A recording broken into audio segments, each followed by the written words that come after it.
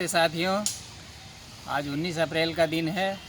मैं अपने lion safari park में हूँ। यहाँ पे आज थोड़ा सा मन में आया कि आप लोगों से थोड़ा सा बात करूँ, क्योंकि जो ये समाचार मिल रहे हैं, जब भी न्यूज़ देख रहे हैं, जब भी टीवी खोज रहे हैं, एक ही चीज़ है सामने, कोरोना कोरोना कोरोना चारों तरफ। और अभी सबसे ज़्यादा दुख तब होता है जब लोग ऑक्सीजन का सिलेंडर लेने के लिए लाइन में लगे हुए हैं। सिलेंडर ऑक्सीजन नहीं मिल रही है लोगों को, लोग ऑक्सीजन के लिए परेशान हो रहे हैं। तो ये परिस्थिति क्यों है आज, इस पर चिंतन करना बहुत ज़रूरी है। आंख बंद करके बैठिए, इस पर चिंतन कीजिए क्या हो रहा है और ये क्यों हो रहा है।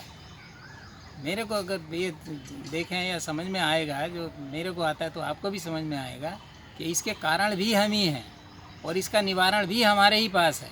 बाहर से कोई आदमी आके हमको इसको कोई समाधान नहीं दे सकता। तो कारण क्या है, पहले इस पर चर्चा करते हैं। कारण हमारा ये है कि हम अपने आप को प्रकृति से इतने दूर ले जा चुके हैं, जिसकी वजह से आज ये अवस्था होगी।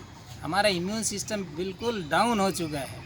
खाने में देख लीजिए, खाने में जो जितना भी हम खाते हैं, जिस तरह की भी चीज़ खाते हैं, इसमें ज़्यादा बोलने का समय नहीं है, क्योंकि आपको सबको मालूम है हम क्या खा रहे हैं। टिन फूड खा रहे हैं, जंक फूड खा रहे हैं, फ्रिज का खा रहे हैं, ठंडा खा रहे हैं, गर्म खा रहे हैं। माने कोई रूल रेगुलेशन उसमें मेंटेन नहीं कर रहे, उससे हमारा शरीर पूरा का पूरा सत्यानाश हो जा रहा है। दूसरी बात, प्रकृति से दूर चले जा रहे हैं। धूप में नहीं आते, हर समय एसी में रहते हैं। विटामिन की कमी हो जा रही, विटामिन डी की। बच्चों में देख लीजिए हड्डियां कमज़ोर होती चली जा रही हैं, हड्डियां बढ़ने लगी हैं।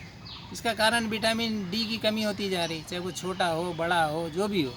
तो एसी से निकल के प्रकृति के इसमें आइए, प्रकृति के साथ में ही रहने से जान बचेगी। दूसरा क्या है, खाने के अलावा फिर ये जो प्रकृति से दूर जाने में ऑक्सीजन तो जो पहले तो पेड़ लगाइए, पेड़ नहीं लगाते हम लोग। जो पेड़ लगे हैं तो पेड़ों के पास जाना पड़ेगा हमको। पेड़ों के पास नहीं जाएंगे, अंदर में कितनी ऑक्सीजन मिलेगी। इसीलिए जितना भी है प्रकृति के नज़दीक में रहिए, प्रकृति को संरक्षण दीजिए, तब तो प्रकृति संरक्षण देगी।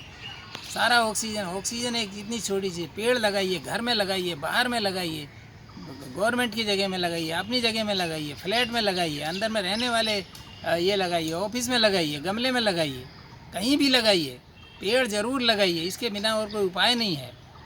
सबसे ये अपना पक्षियों को संरक्षण दीजिए, अपने जीव जंतुओं को संरक्षण दीजिए। ये प्रकृति ने हमारे साथ ही पैदा किए हैं, इनकी हमको ज़रूरत है।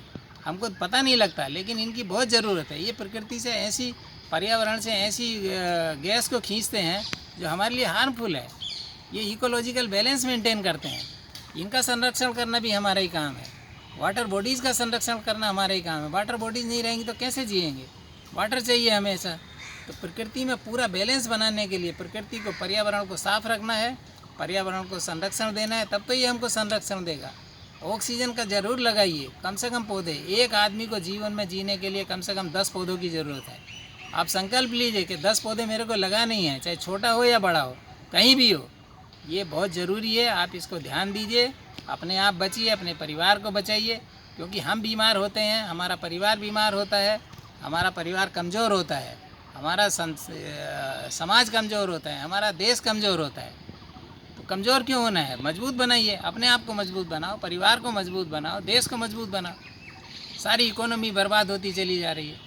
अभी समय आ गया, एक्शन का ध्यान लीजिए और अपने आप को उठिए, पहचानिए और आगे बढ़िए। यही रास्ता है, और कोई रास्ता नहीं है। Thank you very much.